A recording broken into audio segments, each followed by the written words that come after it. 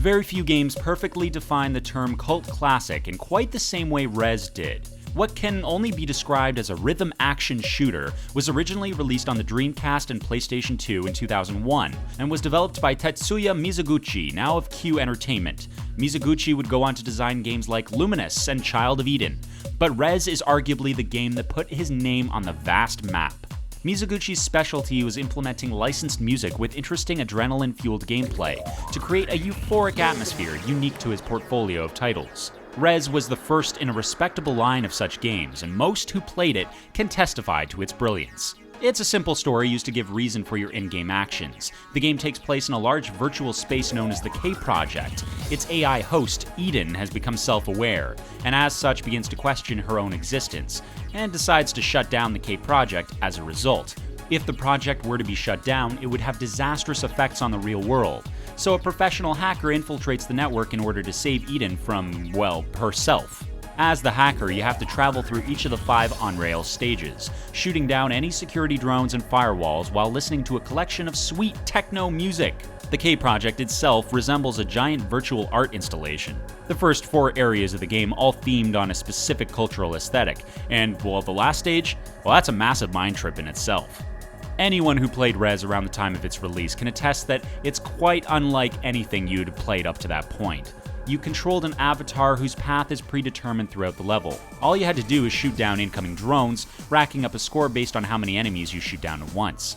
At its core, Rez is a score attack game with a unique twist. The enemies you shoot down contribute to the rhythm of the backing track. By holding down the attack button, you can lock onto a maximum of targets, and naturally the more you manage to shoot down at once, the larger point bonus you'll receive, and you'll create a more awesome beat as a result. Newer games like Spectra should have paid more attention. In addition, you can absorb pickups that will evolve your avatar, making it more powerful, as well as screen-clearing overdrive bombs to give you more breathing space in the harder sections. Every area is divided into 10 sections and a boss fight. Traversing to the next section of the stage is as easy as shooting a special drone warping you ahead. However, there are some sections where you may wish to ignore the drone and press on ahead to find more waves of enemies, and in turn, earn more points. As you ascend in sections, so too does the backing track, adding layers of beats and instruments the further into the stage you travel. Around halfway through a stage all the way to the boss fight, the music and background imagery start to intensify, making Rez all the more satisfying to play. The boss fights were a highlight. All were massive in scope, and you'd be fighting them when the music was at its most intense. They were also very challenging, resulting in extremely high-octane fights which would completely absorb you in the moment. The final boss was a bit unfair, but otherwise the fights added a lot of memorable moments to an already brilliant experience. Rez is certainly one of those games that, because of its rhythmic nature, would be nothing without its soundtrack. Thankfully, the music in the game is all high-quality, flawlessly composed techno that suits the game's aesthetic design to a T. So memorable is the music, in fact, that we found ourselves playing through the game's practice mode simply to manipulate the beats of the amazing tracks without fear of taking damage from enemy drones. Rez is sadly a very short game, at just 5 stages, but the soundtrack and addictive score attack style gameplay more than made up for this shortcoming.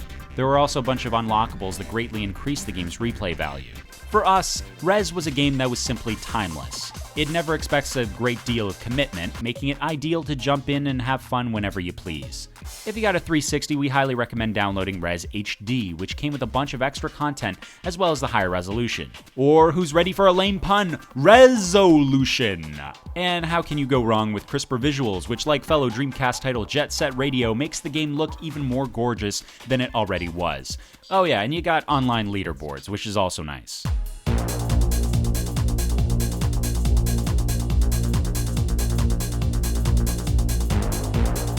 Rez is one of those rare classics that stands the test of time, mainly due to its wonderful simplicity. The game doesn't ask much of the player, allowing them to either chill out and experience the music at their own pace, or attempt suicidal high-score runs for bragging rights. The Dreamcast version is quite rare and quite expensive, but the game is much cheaper on the PS2, and even cheaper still if you choose to go for the HD version.